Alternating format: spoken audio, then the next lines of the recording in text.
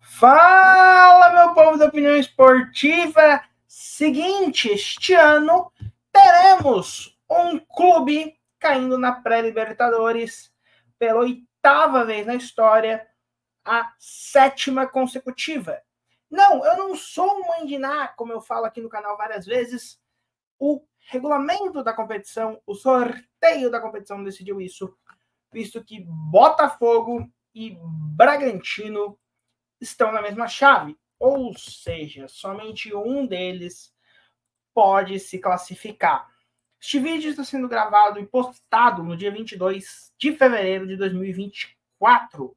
Bragantino empatou com o Rio Negro e o Botafogo empatou com o Aurora. Ambos fora de casa e são favoritos a vencerem seus próximos confrontos. Sendo isso, eles se enfrentam. Podemos ter dois clubes eliminados na mesma edição, que nunca aconteceu.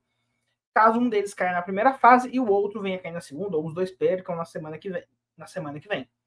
Então, dito isso, depois da vinheta a gente vai falar sobre os 7 times, ou melhor, as 7 vezes, porque tem time repetido, que um brasileiro caiu na pré-Libertadores. Então, roda a vinheta.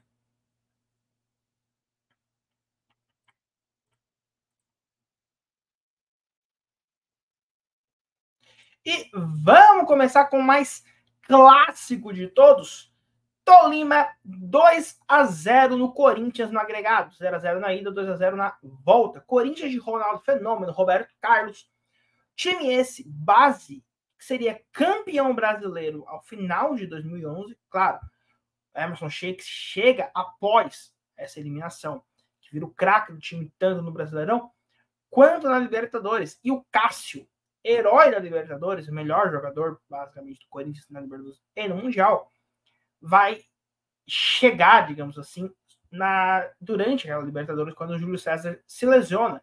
Cássio, salvo engano, era o reserva nessa temporada, ou seja, já estava no clube e tudo mais. Mas foi o choque, porque nunca um brasileiro tinha caído na pré-Libertadores.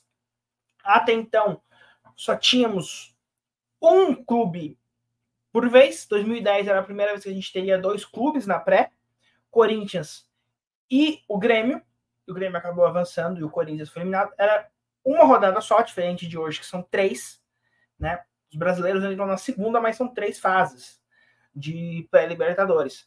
A ideia original do vídeo, inclusive, era falar somente sobre esse jogo do Tolima. Mas acabou que eu achei que ficaria um vídeo muito curto, falando do Tolima, falando desse jogo e tudo mais. E eu decidi fazer uma lista trazendo todas as eliminações. E demorou para chegar uma nova. Diferente da eliminação do Corinthians, a eliminação da Chapecoense não foi um vexame, digamos assim. Porque neste caso, a gente está falando do Nacional de Montevidéu, um tricampeão da competição, e da Chapecoense, que é um time do interior de Santa Catarina. Não desmerecendo, eu sou de Santa Catarina, para quem está vendo esse vídeo de fora, então eu não estou desmerecendo o estado, mas a gente, convenhamos, não está no eixo do futebol, que é Rio, São Paulo, Rio Grande do Sul e Minas Gerais, né? E acho que talvez o Atlético Paranaense, o Bahia, sejam os times de fora do eixo que chamam a atenção. Então, neste caso, não foi um vexame. Mas o curioso é que, claro, com isso a Chape foi o primeiro time de Santa Catarina a jogar 2 Libertadores, e fez isso de forma consecutiva. Criciúma jogou uma vez só. Mas aqui começa um fato interessante. Até 2017, a gente só tinha, entre 2011 e 2017, apenas o Corinthians. Em 2018, a Chape se tornou o segundo time. E de lá para cá, todo ano, um brasileiro cai na pré-Libertadores. Não virou mais e sim qual deles? 2 clubes. Desde 2011 são 2 clubes, né? Mas qual deles vai cair? Então a Chape foi o segundo e abriu nesse leque de todo ano um time brasileiro cair na pré-Libertadores. Em 2019 foi a vez do São Paulo ser eliminado por Talleres de Córdoba, né? Algo que ficou bem marcante, o pessoal até fez musiquinha e tudo mais, porque Talleres não é um clube tradicional da Argentina, né? Claro, ninguém espera o Corinthians, que é um time colombiano, mas a não ser, a gente vai ver depois. Mas o Talleres não é um clube. Tajeres está para a Argentina, talvez como a Chape está aqui para o Brasil. Tirando o fato de que a Chape ganhou o Sul-Americano, o Tajeres não. O Tajeres, se não me engano, eles têm uma Copa Comebol. Eu não sei se tem a Copa Comebol ou chegar na final da Copa Comebol. Mas eles têm um título desse assim também, então seria o equivalente à Chape. Uma queda, aí sim, vergonhosa do São Paulo. Mas aí o Corinthians, não satisfeito em cair uma vez, caiu duas. Ele é o único... Lembra que eu falei que a gente não ia falar de times, e sim de vezes, porque tinha um time que repetia? Esse time é o Corinthians. Em 2020, o Corinthians caiu pela segunda vez na pré-Libertadores para o Guarani, vencendo em Assunción, mas perdendo em Itaquera por 2-1 na época da Eliminates Arena, né? Como o pessoal zoava na época.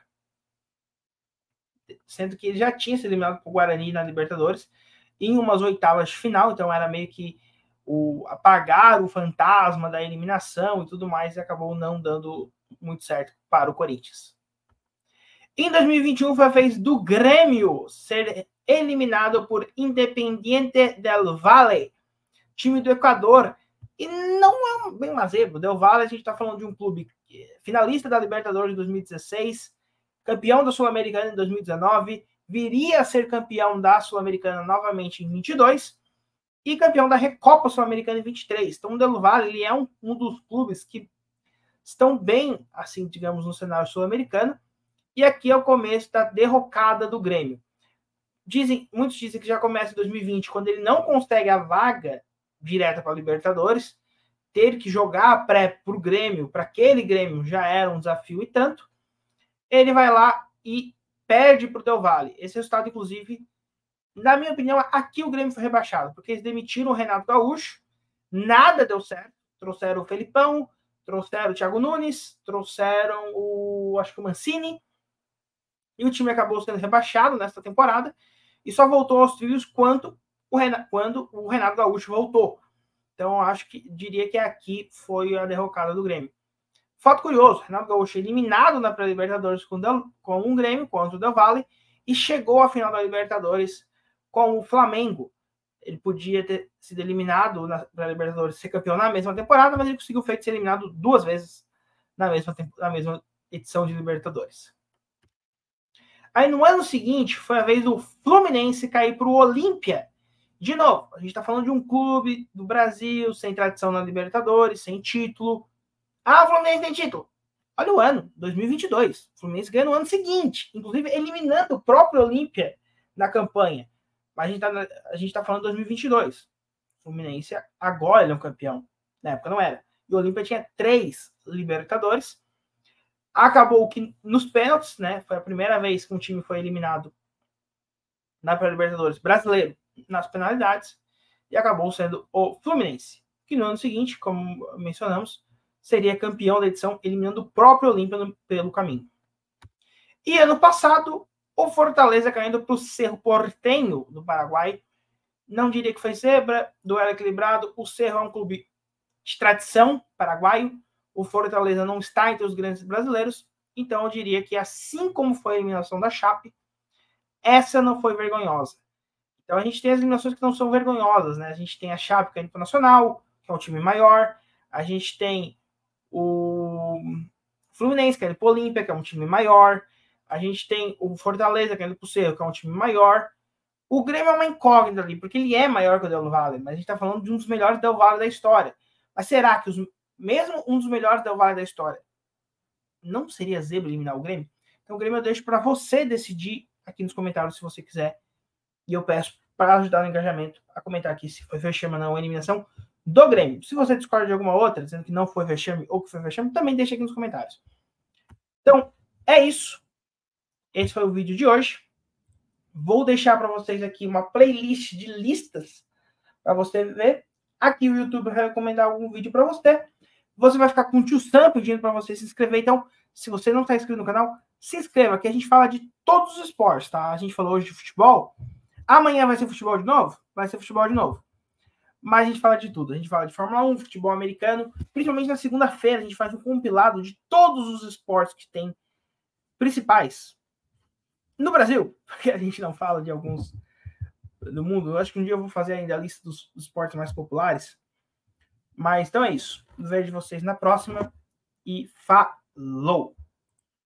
Agora eu vou botar aquele rockzinho. E o tio Sam.